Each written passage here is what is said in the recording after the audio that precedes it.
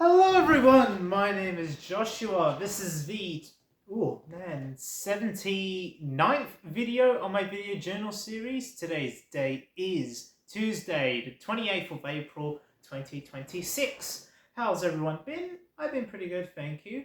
And something I want to discuss with you today is miniature railways, model railways. Now, I don't have any model railway sets or anything like that because they are really expensive. But whenever I go out in public, to one of those like hobby shops like Hobbyco at QVB, they usually have like those like quite sizable miniature railway sets, and usually they have like some on display and all of that, and it's just like fantastic seeing one in person. I remember, I think I was at oh man, this would have been the Saitama Railway Museum in Tokyo. They had some miniature railway um, sets there on display, and they have like a whole artificial town in there. Many plastic peoples, buildings, and you got the trains running in like loops through mountains, tunnels. It's really, really amazing to see in person. And I'm pretty sure it was at the Tokyo Metro Museum as well. Um, I went to a few train museums in Japan on my last visit, and yeah, just seeing all those model railways was just, inspiring.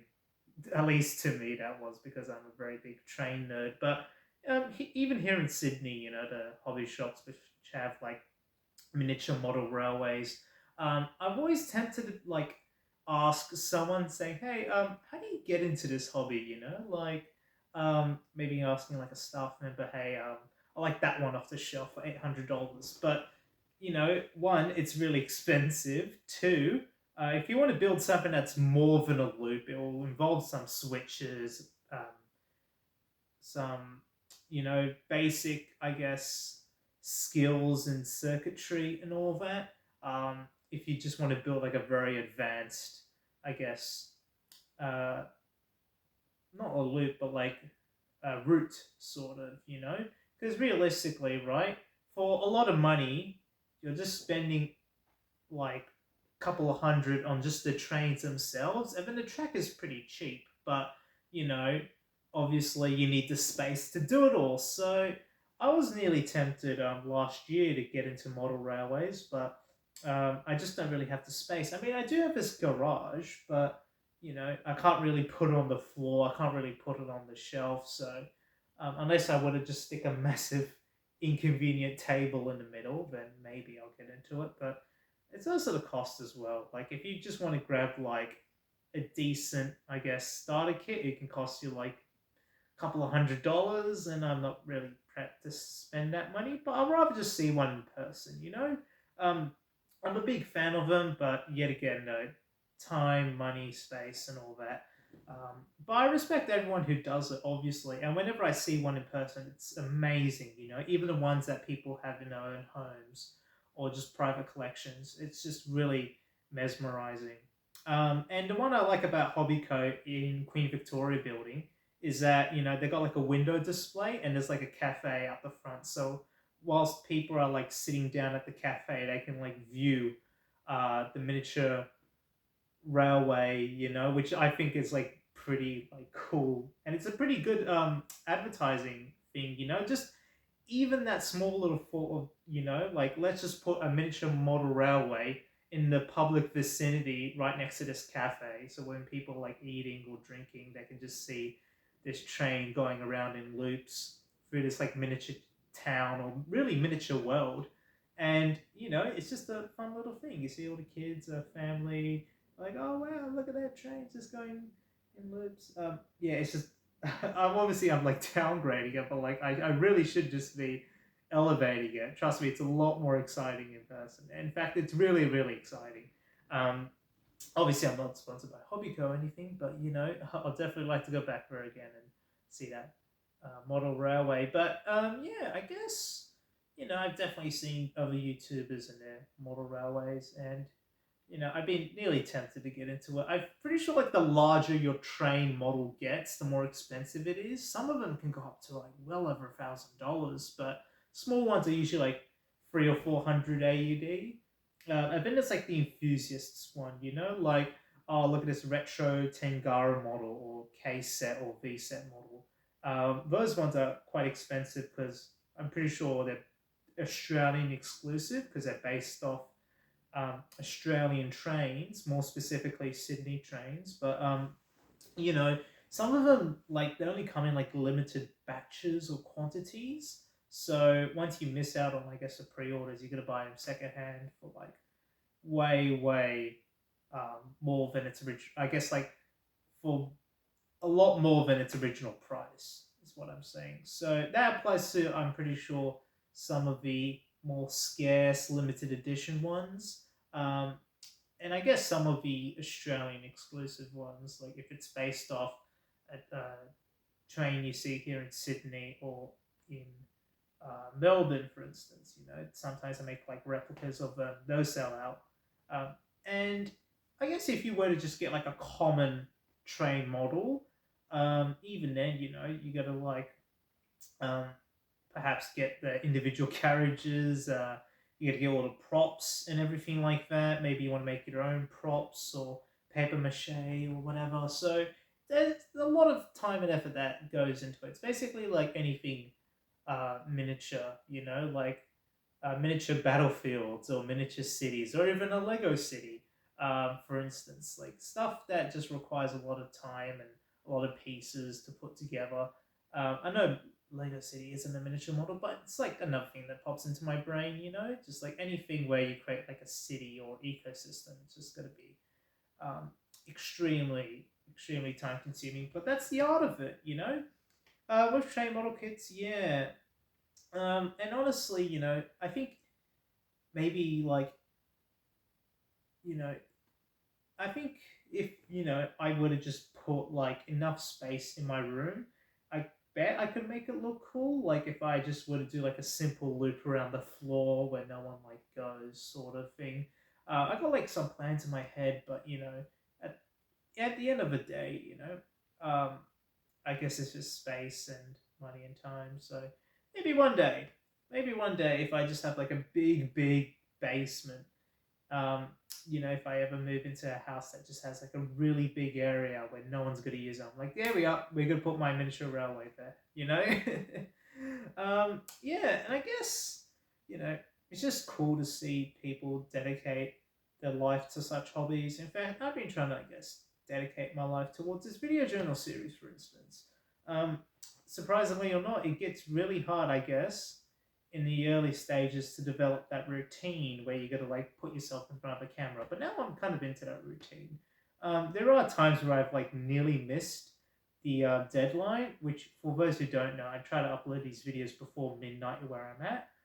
If I'm like overseas or anything, it will be midnight when I'm in that country. So yeah, I'm pretty sure last video was like uploaded 10 minutes before midnight or something like that. It was like extremely close because I had like some issues trying to upload it, but I managed to get in. So hopefully this video, maybe I'm going to keep it a little bit on the shorter end so it doesn't take us much time to upload. It can go on YouTube easily, but yeah, wow, 79.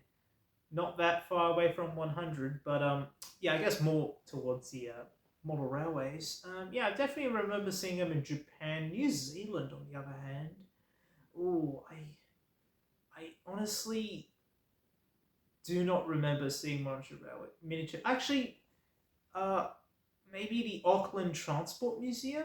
I've been to the Auckland Transport Museum, but I can't remember if they had like a miniature railway. They most probably did.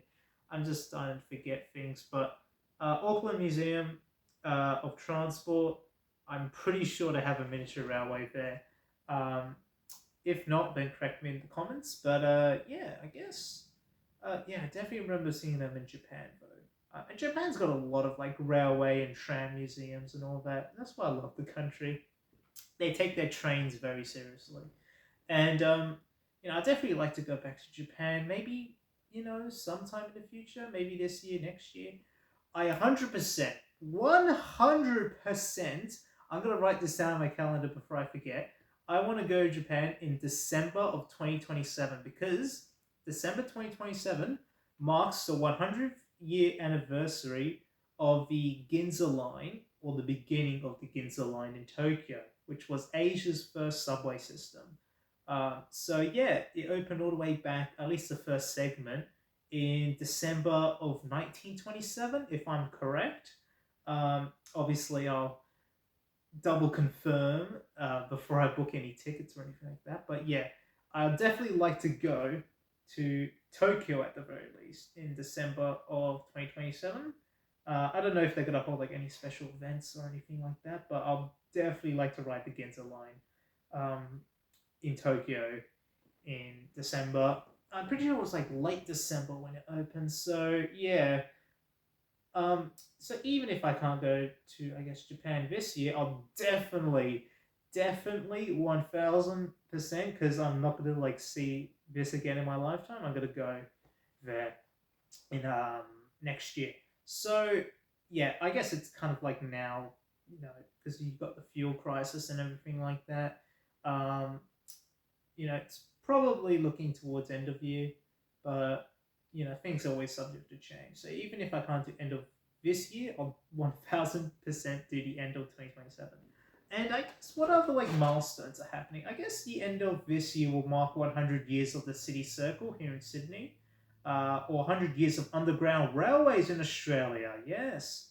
Um, this year marks 100 years since the first underground stations, which was museum in St. James opened in Australia.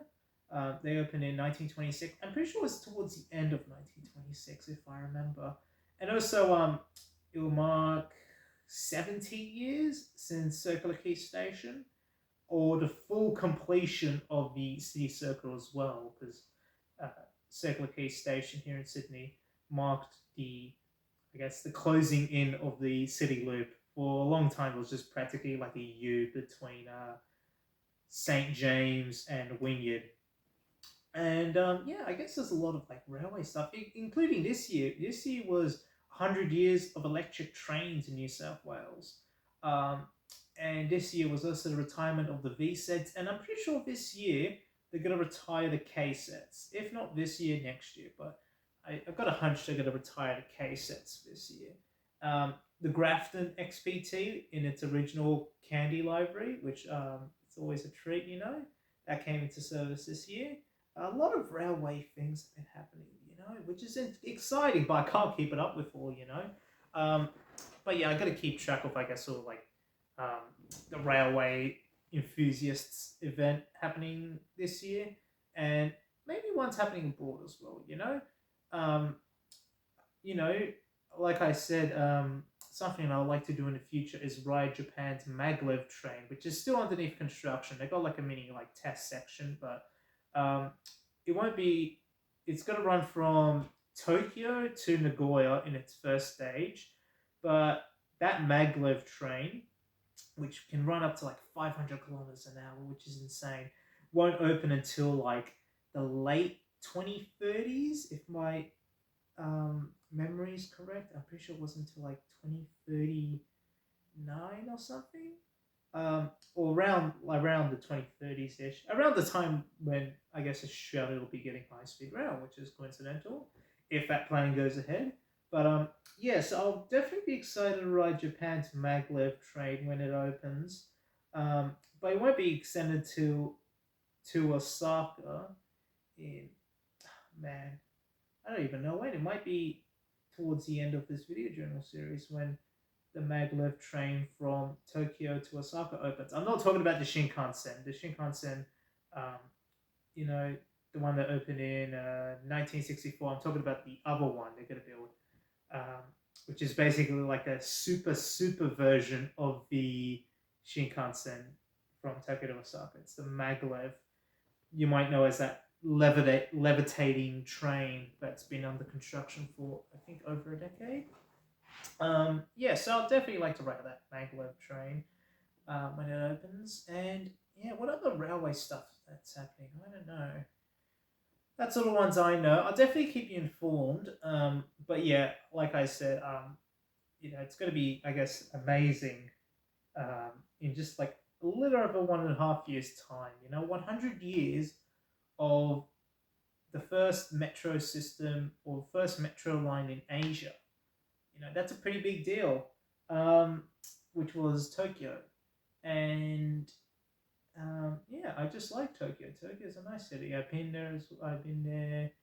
Um, November of 2024. Just lovely. And I'll just like to hear what you guys think about miniature railways. Sorry, I've gone a little bit off track. I just remember those things. And I'd definitely like to hear about what hobbies you guys have in the hobbit comments, like if you're into like miniature railways or miniature figurines or just even like building your own Lego city, And like I said, wow, today's already Tuesday. Um, Tuesday night. Is it me or just does Tuesday feel like an anomaly? Like Monday's like the drunk hangover of the weekend. I think Tuesday's kind of like that grey blur.